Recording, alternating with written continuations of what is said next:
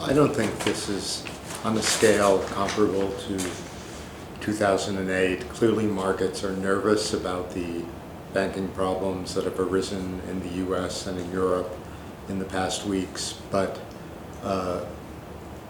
while there are some vulnerabilities in the banking sectors in both of those markets, generally banks are in stronger positions. And there isn't a huge systemic shock at play on the scale of the housing collapse in which so many global banks were involved. It's true that rapidly rising interest rates are putting some strains on the financial sector, especially after a period of very low interest rates in which central banks created a lot of reserves that ended up in the form of deposits. In the US, many of them uninsured deposits. But we may see problems at a number of more or less isolated institutions, but I don't see a widespread collapse anywhere on the horizon. I think it's fair to say that to some extent the Fed and central banks in many other advanced countries were fighting the last war, which was the aftermath of the global financial crisis, in which it proved very hard to get inflation back to target. The post-pandemic was a different period where supply constraints were a major issue holding back growth, and probably the central banks should have realized that with the arrival of vaccines, with reopening, demand would rise and meet limited supply and generate inflationary pressures. And had they realized that, they should have and probably would have raised interest rates a bit earlier than they did. The Fed first raised in March 2022, a year ago, but I think it was evident by September of 2021 that there were problems with inflation coming down the road. So that was not really helpful in the sense that the Fed needed to hike very quickly.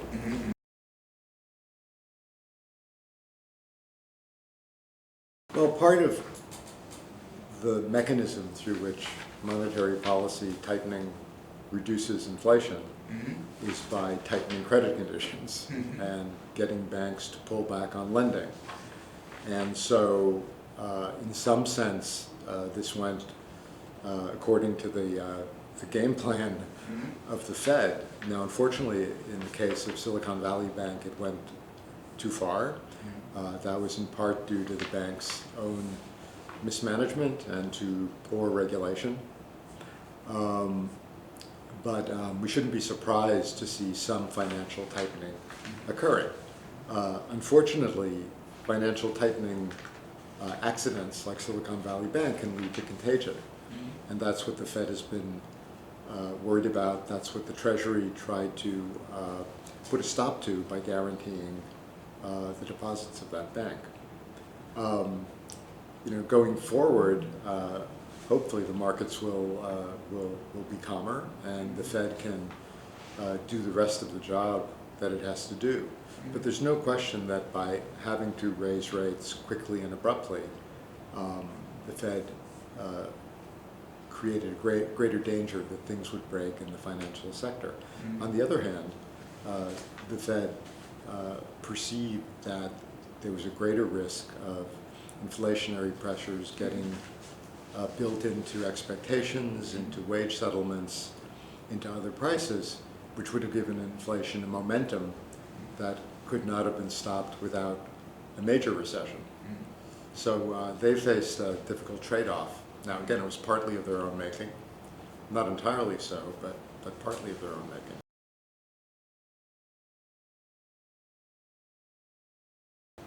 Well, if the Silicon Valley Bank and related problems start to exert a serious drag on the economy, then a rate cut could be in order. that would also be a very negative scenario for the economy, in which financial instability does the work that rate cuts otherwise would do.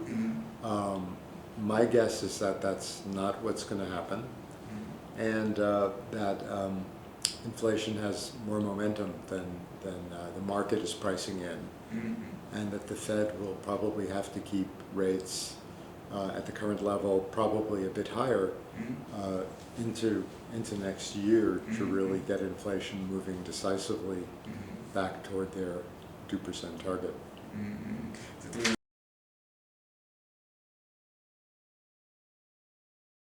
But last August, I met Governor Kuroda at Jackson Hole, and I joked with him that he was the only happy central banker there, which he thought was funny too. But I think the situation in Japan is a little more challenging now as Governor Ueda comes into office. Inflation is higher, and that raises the prospect of finally attaining the long-desired 2% inflation target. But it also creates the challenge of moving to appropriately positive interest rates in a setting where the BOJ has a huge bond portfolio, where there's a huge public debt, which has been carrying effectively zero interest rates for a long time, and where the economy has long been supported by a yield curve control policy that will have to be relaxed even more than it has been. So those are big challenges. It could be that as interest rates go up, even in the Japanese market, there would be some financial stability challenges that arise that will call for a lot of vigilance on the part of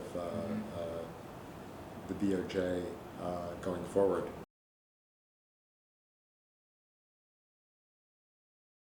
BOJ. Well, from a macroeconomic standpoint, ultra-low rates were the correct policy because otherwise inflation could have been lower. There could have been outright deflation, which would have been itself very bad for financial stability. But ultra-low rates also have other side effects. They're a powerful medicine which affect other parts of the economic body, and they can promote excessive risk-taking. They can lead to balance sheet vulnerabilities, particularly vulnerabilities to sharp rises in interest rates. So,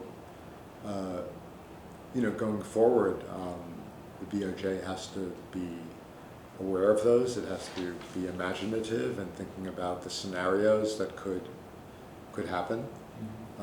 In the U.S., in most of the stress testing scenarios that the Fed carried out, it was assumed that if there were an economic slowdown, it would be accompanied by low interest rates. This is often the case in the past. That's not the scenario that we're seeing. So the BOJ really has to take that experience to heart as it tries to game out what might happen in the financial sector. And their stress testing is a hugely important tool if it's realistic. Potential.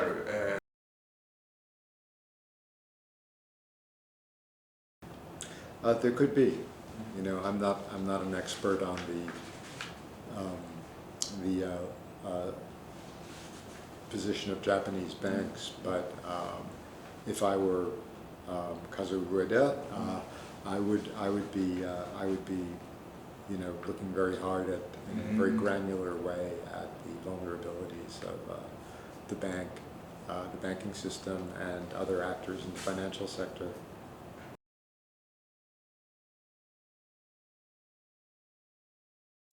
Yes, absolutely. That will take a very deft touch.